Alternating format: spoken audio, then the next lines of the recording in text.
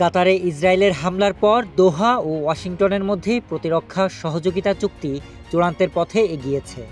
মঙ্গলবার এ তথ্য জানিয়েছেন মার্কিন পররাষ্ট্রমন্ত্রী মার্কো রুবিও। গত সপ্তাহে কাতারে ইসরায়েলের হামলার পর তিনি তেল আবিব সফর করেন এবং সেখান থেকেই দোহার উদ্দেশ্যে রওনা হওয়ার সময় সাম্প্রতিক ইস্যু নিয়ে বিভিন্ন মন্তব্য করেন। যুক্তরাষ্ট্র সবসময়ের মতো এবারও দ্বিমুখী আচরণ করছে। একদিকে ইসরায়েলের যে কোনো আগ্রাসনকে প্রত্যক্ষ ও পরোক্ষভাবে সমর্থন দিচ্ছে, অন্যদিকে শান্তি ফিরিয়ে আনার জন্য মধ্যস্থতার প্রস্তাব দিচ্ছে। আবার কোনো কোনো দেশের অস্তিত্ব হুমকির মুখে ঠেলে দিয়ে আবার নিরাপত্তা দেওয়ার নামে অস্ত্র বিক্রি করছে।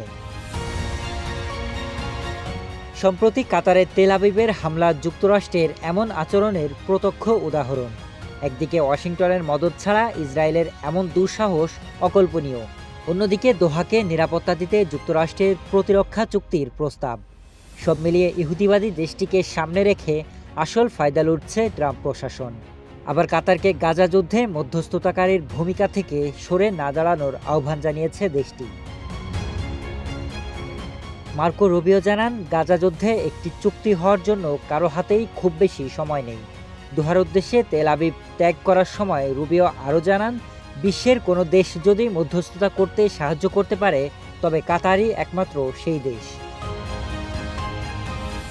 এদিকে ইসরায়েলের প্রধানমন্ত্রী বেঞ্জামিন নেতানিয়াহু হুঁশিয়ারি দিয়েছেন, হামাস নেতারা যেখানেই থাকবেন তাদের লক্ষ্য করে সেখানেই হামলা চালানো হবে। তবে গত সপ্তাহে কাতারে তেল আবিবের আগ্রাসনের নিন্দা জানিয়েছে ফ্রান্স, যুক্তরাজ্য সহ বেশ কয়েকটি পশ্চিমা দেশ। এছাড়া ইসরায়েলের হামলার পর আরব ও মুসলিম প্রধান রাষ্ট্রগুলোর প্রতিনিধিরা একটি শীর্ষ সম্মেলনের মাধ্যমে কাতারকে সমর্থন জানিয়েছেন। Sharif Rahat, news desk, hello Bangla.